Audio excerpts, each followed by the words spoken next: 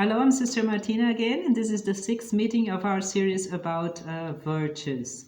We have already seen that in order to make our virtues construction, we need the solid foundation of justice, we need the good architectonic project of prudence, and we also need this less artistic touch, so to say, of temperance. Temperance is this thing that makes us do something well done. Temperance makes us, of course, balanced. It helps us not to be at the mercy of emotions. It helps us to see things and to do things, most of all, in the right measure, in the right way. But even so, even with all these things, if we don't have a good material, our building will collapse. We know that from experience. Low quality things don't last. So we need things that have a good quality, that have resistance. And this resistance is our virtue of today, the last of the so-called cardinal virtues, the virtue of fortitude. Fortitude makes us firm. Fortitude makes us resistant. Fortitude gives us courage, gives us persistence, gives us strength, commitment. But in a very merely human way, ethic way, this fortitude can be confused with stubbornness. So many times, because of pride, we see that we are doing something that's not exactly good, and people tell us that, and the arguments are good, and we ourselves noticed and realize that what we are doing is not very good, but we go on stubbornly in this path. Why? Because we are proud, because we don't have the courage to say, I'm wrong, I should correct myself here, and I should say, I'm sorry, I'm wrong, forgive me. So actually this stubbornness is not fortitude at all. It's not courage at all. On the contrary, the virtue, the Christian virtue of fortitude tells us that we should constantly be open to reform, to go back to good, to correct ourselves, to be the new man, the new person that the gospel tells us. So fortitude has to do with a moral internal disposition of keeping to what is good, of not letting go because of the difficulties of what we know to come from God, of what our conscience tells us is the good thing. And this applies, of course, to all situations in life. Also here we need the light of faith to tell us what should we maintain, what should we not let go. Not to see our pride or our own wishes or our prejudices or our arbitrary choices, but to have courage enough to stick to the truth and to good, whatever the difficulties. Of course, we see then that fortitude means a spiritual fight, a moral fight. And that's why many times the virtue of fortitude is depicted as a warrior with his weapons and so on. Being strong not for himself, but for what is good, for the good cause of God.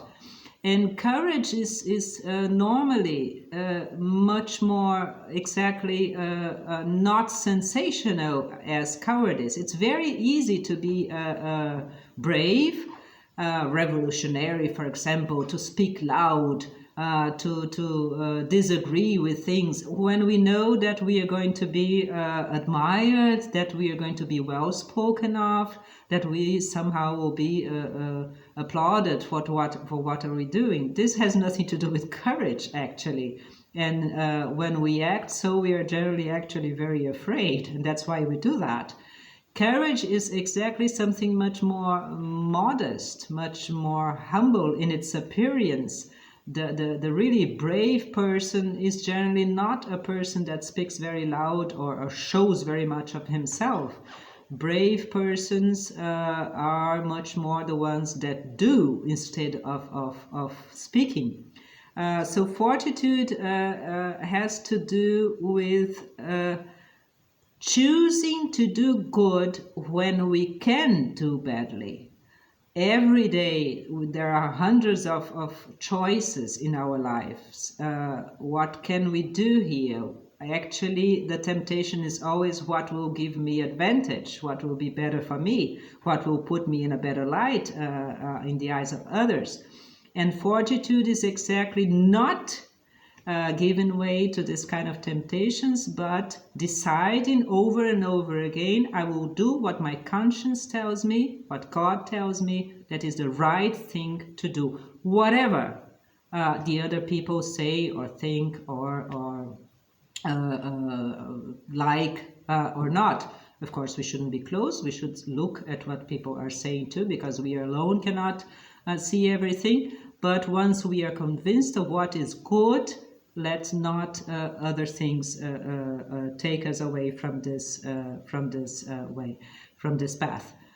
So the strong person is not the violent person, is not the person who is always speaking very loud, is not the person who wants to be popular, not at all, is not the person who somehow is always defending himself and telling others how good he is and what wonderful things he does and how difficult things are for him, but he somehow manages to do everything. This is normally a sign of weakness. The strong person is a person who is not intimidated, is not flattered, does not allow flatter and intimidation to have power over him. A strong person is a person who can say no when he sees that he has to say no. This is the strong person who can say, no, I won't do that. I don't manage that. I won't be able to stop it if I begin. The strong person is a person that knows to turn difficulty into challenges, to turn difficult situations into something that can be good. Strong persons are, of course, what the gospel tells us, the person that does good when somebody does something bad to him. So repays evil with goodness, repays persecution with blessing. We read this in the Holy Scriptures all the time. A person that will even allow himself to be mocked, to be persecuted when the cause is good. Not for nothing, of course, but when the cause is good. A person that when one asks him, as the gospel says so beautifully, to give away something to make others warm, he gives everything, he gives even more. When someone asks him to walk a mile, he walked 2 miles with this person. This is the strong person. But where does this strength come from? We don't have it. We cannot do that. We can barely in our lives walk the first mile, the mile that is our obligation and our duty. And this is hard enough already. Where do we find strength? Where did the saints, the martyrs, for example, find strength to walk the 2nd mile, to be good even when he is persecuted, when he is badly understood, when he is mocked? Of course, this comes from God. And so it is essential for the virtue of fortitude, prayer, for us Catholics, the sacraments, of course.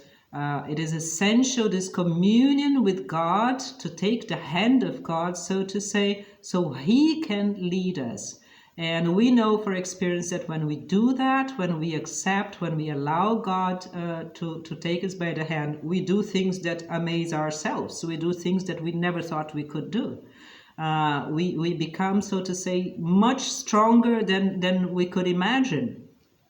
And all sorts of vices like infidelity, irresponsibility, selfishness. It's the virtues. They work together. They don't work separately. Justice helps prudence. Prudence helps temperance. Temperance helps justice. And fortitude helps everything, and so on. So all sorts of following ideologies, following the fashion, doing everything because people will think us good, or just being with everybody, or not thinking by ourselves, not having freedom to make a decision even if it costs us.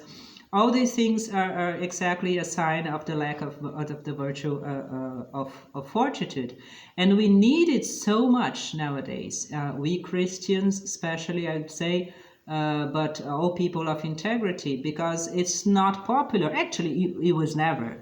Let's us just see the Lord who died on a cross. I mean, to be really good, not superficially good, but really good, really a person of integrity, a person of kindness, a person of forgiveness. This brings us lots of problems because, of course, the world is a world of sin, and we ourselves too. So fortitude is exactly this virtue that gives us the courage to do what we know which is good. Justice tells us, prudence tells us, even in the face of persecution that will be there for sure. And in this sense, of course, it is a totally essential virtue, because without fortitude we can have the best foundation plans and everything, but at the first difficulty we go down. And in this sense we see again that faith is what actually makes us brave, not pride, not vanity, not being intelligent, not knowing a lot. These things somehow even tend to make us weak, because then we concentrate on ourselves.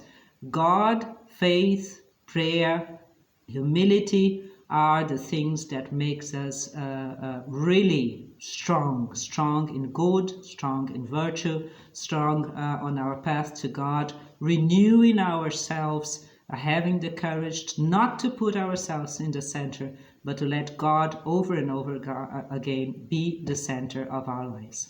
God bless us all until our next meeting.